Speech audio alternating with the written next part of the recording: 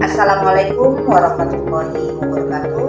Perkenalkan, saya Umi Khairia SHMHum, dosen tetap di Fakultas Hukum Universitas Al-Azhar Medan. Saya akan menyampaikan terkait mata kuliah yang saya ampu, pengantar hukum Indonesia.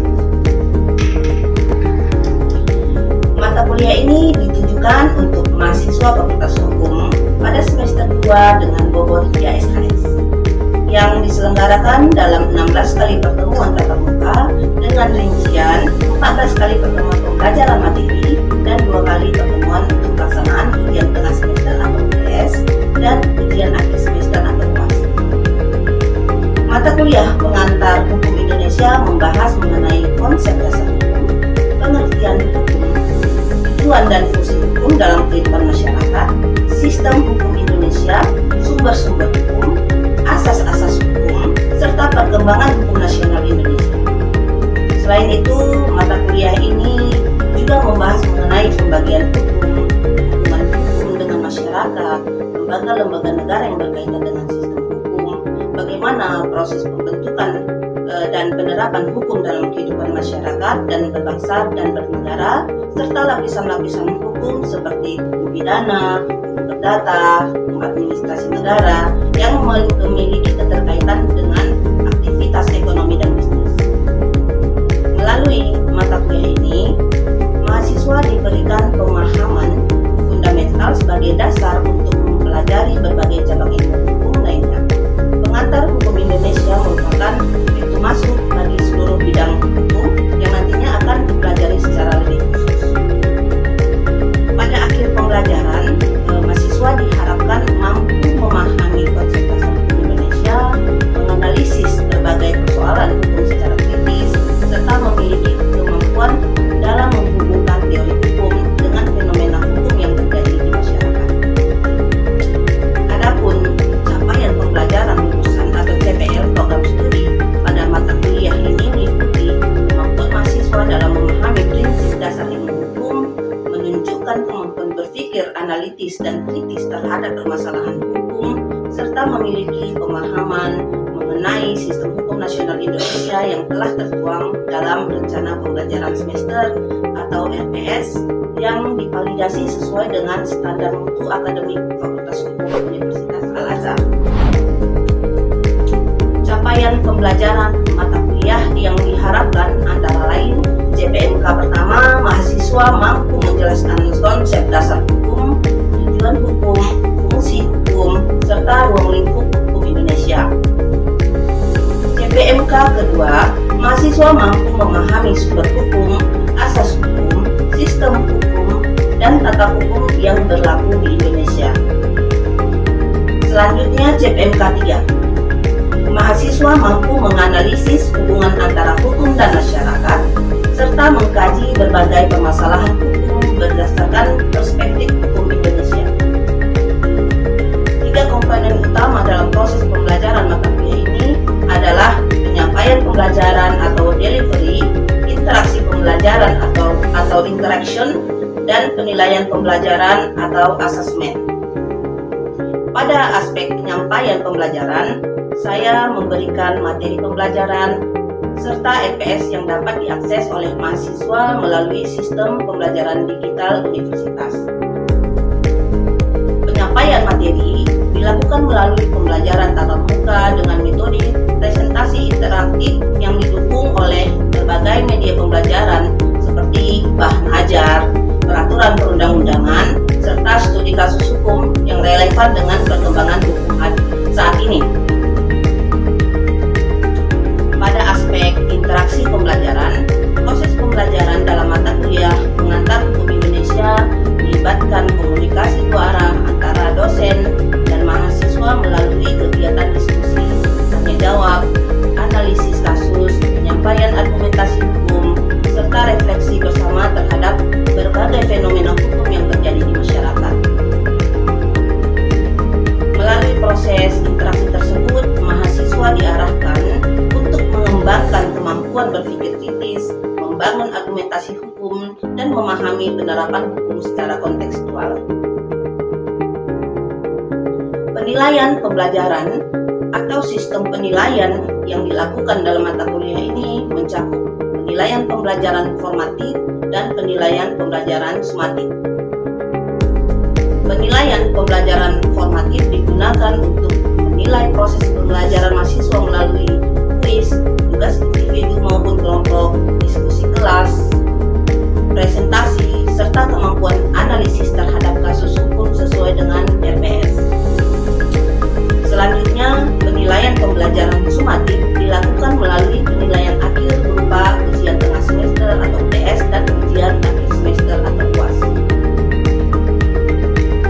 Model pembelajaran yang digunakan dalam mata kuliah pengantar hukum Indonesia adalah case-based learning dan problem-based learning dengan metode pembelajaran berupa presentasi interaktif, diskusi kelompok, analisis peraturan perundang-undangan, kajian kasus hukum, dan penyusunan argumentasi hukum. Model pembelajaran ini digunakan agar mahasiswa tidak hanya memahami teori hukum, tetapi mampu menerapkan konsep hukum dalam berbagai persoalan yang berkembang di masyarakat. Referensi yang digunakan dalam mata kuliah ini berasal dari berbagai pengantar hukum Indonesia, buku teori hukum, peraturan perundang-undangan yang berlaku di Indonesia, serta artikel jurnal ilmiah yang relevan dan memiliki keterbaruan. Penggunaan berbagai sumber tersebut bertujuan agar mahasiswa memperoleh pemahaman yang komprehensif mengenai perkembangan sistem hukum Indonesia dan mampu mengikuti dinamika hukum yang terus berkembang. Baik, berikut adalah video proses pembelajaran pada mata kuliah pengantar hukum Indonesia dengan materi pada salah satu pertemuan, yaitu mengenai hukum dalam kaitannya dengan kegiatan ekonomi dan bisnis. Mari kita simak. Assalamualaikum warahmatullahi wabarakatuh. Waalaikumsalam warahmatullahi wabarakatuh.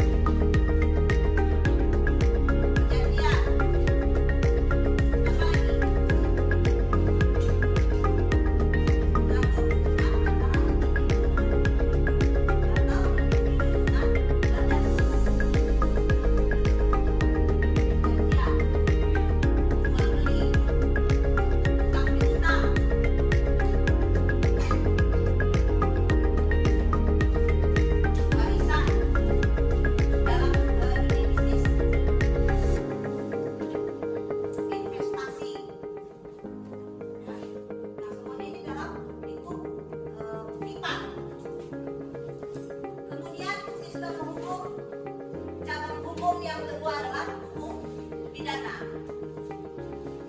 Nah, apa itu hukum pidana?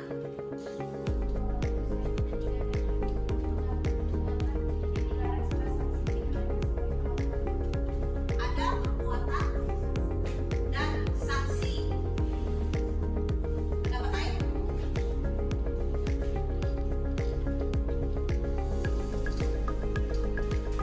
Apa?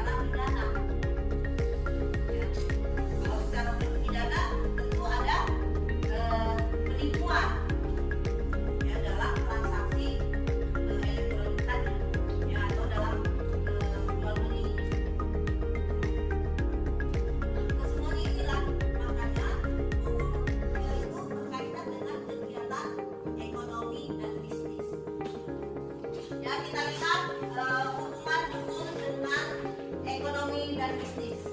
Yang konsep dasar hukum, ekonomi, dan bisnis merupakan 3 unsur yang saling berkaitan. Ekonomi mempelajari cara manusia memenuhi kebutuhan hidup melalui kegiatan produksi, distribusi, dan konsumsi. Bisnis merupakan aktivitas ekonomi yang bertujuan memperoleh keuntungan. Jadi ketika terjadi keuntungan, itu yang dikenal dengan bisnis. Kemudian hukum mengatur agar seluruh aktivitas ekonomi dan bisnis berjalan secara tertib, adil, dan memberikan kepastian hukum. Oke. Nah, kenapa aktivitas ekonomi memerlukan hukum? Pertama, tanpa hukum akan terjadi persaingan usaha tidak sehat. Maksudnya apa? Persaingan usaha tidak sehat. Terjadi kecurangan, mungkin dari segi harga, ya, yang dia lebih murah, banyak pembeli. Seharusnya harga beras misalnya 14.000. Nah, dia membuat harga jauh di bawah itu 10.000. Jadi kan ini terjadi namanya persaingan tidak sehat, merugikan perusahaan penjual beras lain, ya, tidak sehat ya. Dia menetapkan harga di bawah standar yang ditentukan. Kemudian terjadi monopoli.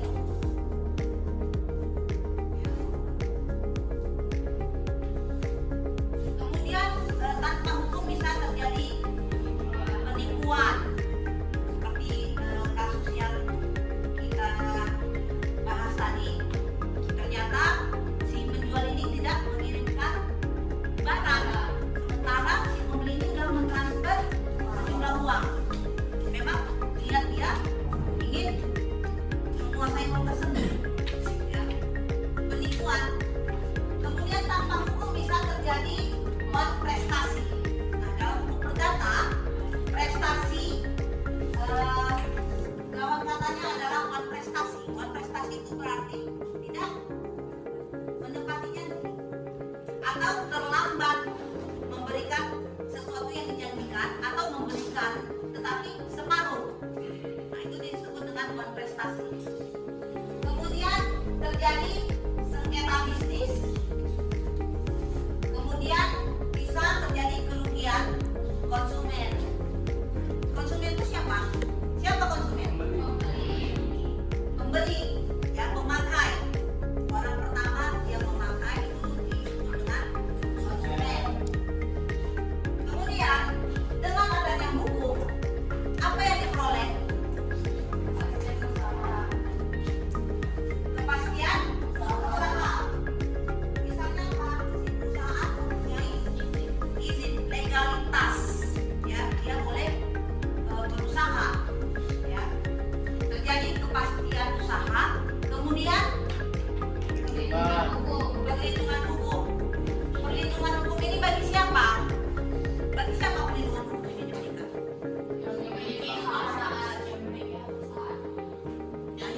Hanya pemilik perusahaan kan? Konsumen, pelaku usaha. Keduanya ini dilindungi, ya. Jadi perlindungan hukum ini bukan hanya diberikan kepada salah satu pihak, tetapi kedua belah pihak, baik itu si konsumen, baik itu si pelaku usaha. Jadi ketika si pelaku usaha ini dirugikan, ya, pinjam nih, pinjaman di bank, nah, kan? Kemudian dia tidak melunasi kewajibannya, tidak memberikan pembayaran yang sudah disepakati. Tentu hukum itu melindungi si pelaku usaha ini tadi. Nah, kemudian terjadi persaingan yang sehat. Kalau tadi tanpa ada hukum terjadi persaingan tidak sehat, dengan adanya hukum terjadi persaingan yang sehat. Ya, kalau persaingan sehat, maka ekonomi negara pun akan tumbuh, akan membaik, dan kemungkinan akan memberikan kesejahteraan bagi masyarakat. Kemudian ada perlindungan konsumen, ya. Jadi tadi perlindungan itu bukan hanya diberikan kepada perusahaan atau pelaku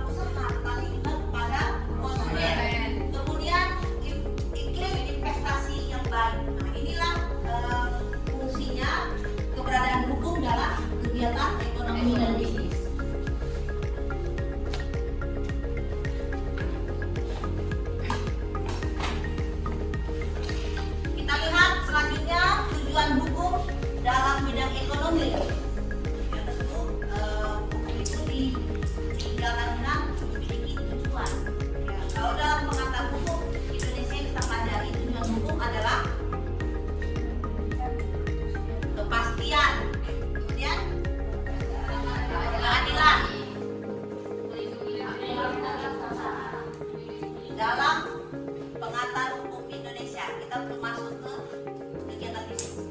Ada 3 tujuan hukum. Tujuan hukum. Ya, pertama tadi kepastian, keadilan,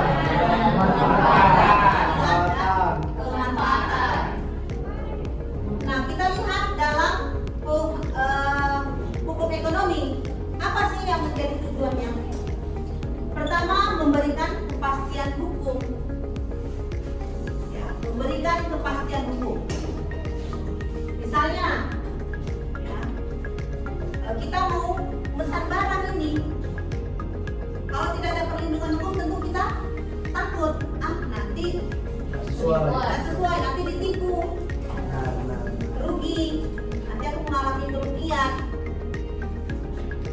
Nah, ketika ada aturan, ya pasal-pasal yang mengatur tentang perbuatan-perbuatan yang dilarang atau tentang kesepakatan jual beli, kita merasa aman, ya. Misalnya nanti kalau dia macam-macam, ada hukum. Kita bisa melakukan kalau dalam hukum perdata namanya tuntutan. Ya, kita bisa mengajukan tuntutan untuk pemenuhan prestasi kasus, ya, menjadi bahan diskusi kelompok. Ya. Sebuah toko online menjual kosmetik yang belum memiliki izin BPOM. Produk tersebut laris karena harganya murah. Setelah digunakan, banyak konsumen mengalami iritasi kulit. Ya, jadi ini tugas kelompok. Tentunya kita harus membagi beberapa kelompok, ya, untuk mendiskusikan. Kemudian nanti masing-masing kelompok mempresentasikan hasil analisisnya. Siapa yang dirugikan dalam kasus ini, ya? Kemudian apa peran hukum dalam kegiatan jual transaksi kosmetik ini? Kemudian undang-undang apa yang dapat digunakan? Bagaimana penyelesaian sengketa dan bagaimana perlindungan terhadap konsumen, ya. Jadi kita bagi kelompok, kita bagi 4 kelompok, ya. Silakan disusun bangkunya. Ya, ini kelompok 1, kelompok 2, kelompok 3, kelompok 4.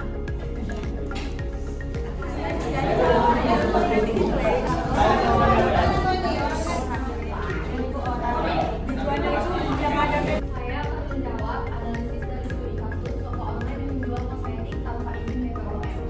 Yang pertama, pihak yang dirugikan adalah konsumen. Pihak yang paling dirugikan konsumen, terutama yang mengalami iritasi kulit akibat memakai produk tersebut. Kerugian bisa berupa kerugian material, biaya pengobatan, dan imaterial, rasa sakit, trauma, kepercayaan diri yang terganggu. Lainnya, konsumen yang berpotensi membeli karena produk masih beredar dan dianggap laris, resiko meluas ke calon pembeli yang lain. Lalu ada pelaku usaha lain yang taat aturan. Karena persaingan menjadi tidak sehat, produk ilegal yang murah bisa menggeser produk legal yang sudah memenuhi standar BPOM. Lainnya adalah negara atau masyarakat luas. Karena peredaran produk ilegal merusak kepercayaan terhadap sistem pengawasan produk dan bisa menyebabkan beban kesehatan turut menyaring dan menurunkan produk yang tidak memiliki edar resmi.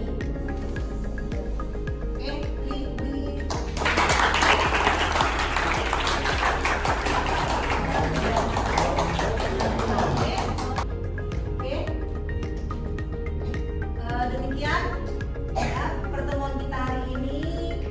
Lebih dan kurang Ibu memohon maaf karena minggu depan kita akan melaksanakan pertemuan untuk UAS, ya. Jadi mohon dipelajari materi kita dari pertemuan 1 sampai ke 15. Oke, wabillahi taufiq wal hidayah. Assalamualaikum warahmatullahi wabarakatuh. Waalaikumsalam.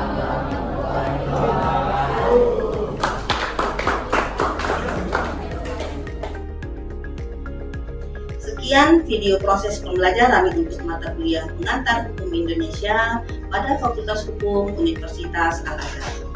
Video ini digunakan sebagai salah satu syarat penyusunan dokumen pernyataan diri dosen dalam pelaksanaan unjuk kerja Tridharma Perguruan Tinggi atau PDD UKT-PT.